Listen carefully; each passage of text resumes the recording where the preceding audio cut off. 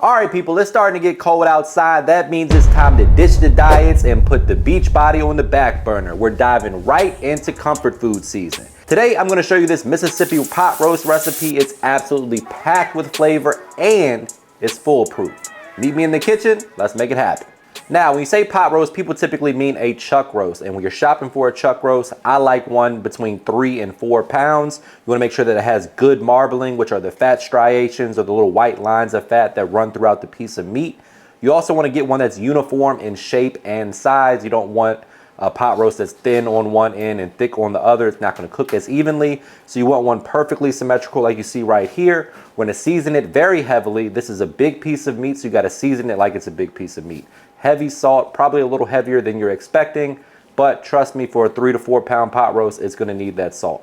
All right, guys, so it's super important you season all sides, including the edges. You wanna season from up high. I also like to use my gloved hands to kind of act as a guide hand. It helps hit the edges nicely. The salt will kind of bounce off your hand and hit those edges. Just make sure that you season it adequately on both sides and the edges as well. I like to use flaky kosher salt. Use whatever you got, but Crystals makes a good product. One of the true beauties of this recipe is just how simple it is and how few ingredients it requires. All you need is a 3 to 4 pound chuck roast that we've already seasoned, a couple onions, garlic, and peppercini peppers. Keeping it real simple with the onions, we're just gonna cut them into quarters basically, remove the exterior layer of skin. And then we're gonna prep our garlic as well. Now, the other beautiful thing about pot roast is the number of options that you have when it comes to cooking methods. For pot roast, you can either cook it in the oven at 325 degrees for about 3.5 to 4 hours. You could throw it in the crock pot before you go to work and let it cook for 8 hours, low and slow. Or if you're pressed for time, you can use the Instapot or a pressure cooker and get it done in an hour.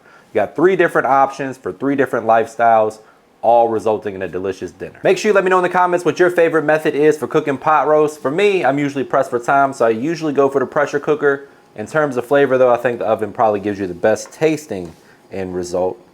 We're to go ahead and get our skillet nice and hot. Make sure you add adequate oil to the bottom of your skillet. We're gonna sear the pot roast. This is super important because you wanna make sure that it has color, texture, and flavor, a really nice even crust on the pot roast. It's gonna take about 3 to 5 minutes per side, and you want your skillet smoking hot.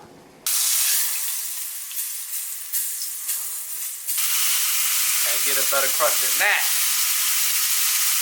All right, guys, regardless of the cooking method, you wanna set it up the same way we're doing right now. You wanna put the onions and the garlic and all that good stuff at the bottom, put the roast on top of that. That way it has a little bit of air. It's not making, exact contact with the bottom of the pot or pressure cooker or crock pot, whatever you're using. After that, we're gonna add our 1 stick of butter, as many pepperoncinis or banana peppers as you want. Next, we're going in with a little bit of the juice. This is optional, but I like to add about 1/4 cup of the juice for a couple reasons. 1, because it tastes good, and 2, there's a high acid content in the juice, which is gonna help make the pot roast extra tender. Next up, the recipe calls for 1 packet of ranch seasoning mix and 1 packet of au jus gravy. You can make your own if you want to. I've been making it this way for a long time. It always comes out good, and we're trying to keep this one simple for you guys. So grab yourself these packets. Ranch going in. And then the au jus gravy. Last but not least, we're going to season the taste. I'm going to add a little bit of my all-purpose seasoning, which is low sodium. That's important here because we already salted the pot roast, and then there's quite a bit of sodium in both of these packets. So you don't want to go too crazy on the seasoning.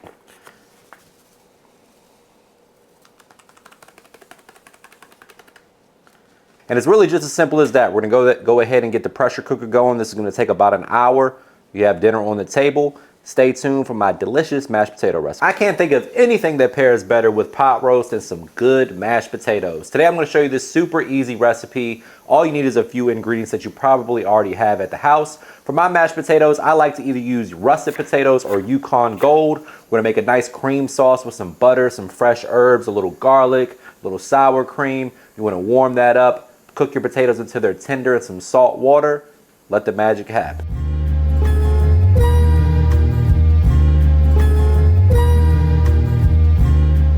All right, guys, the key here is to gently warm your butter and cream mixture. This is something that's totally customizable. You can get fancy and add things like truffle oil or boars and garlic and herb cheese, or keep it simple like we did today. You want to season to taste. Once the mixture is seasoned to where you want it, it's going to season the potatoes. Obviously, we'll taste that to make sure, but as long as you taste along the way, you're going to be in good shape. We're going to add the cream a little bit at a time through a mesh strainer, just to make sure that we don't add too much. And also to make sure we don't get big lumps of, rosemary and thyme or big chunks of garlic in there.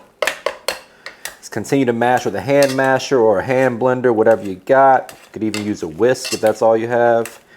You just want to add a little bit at a time until you reach the consistency that you're looking for. Give it one final taste test, and then you're good to go.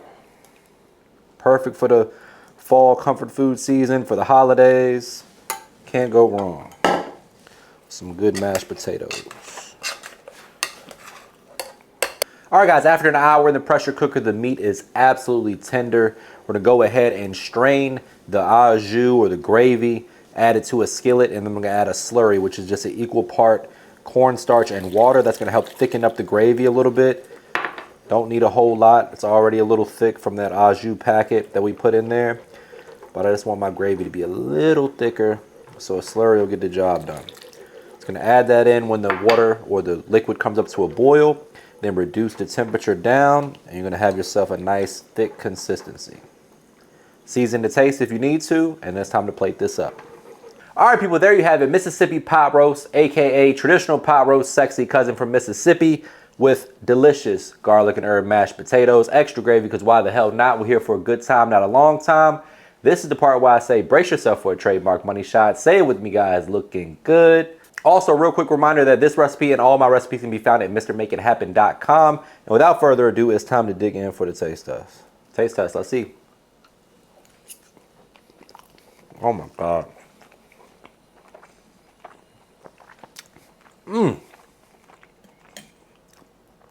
As soon as it hits your palate,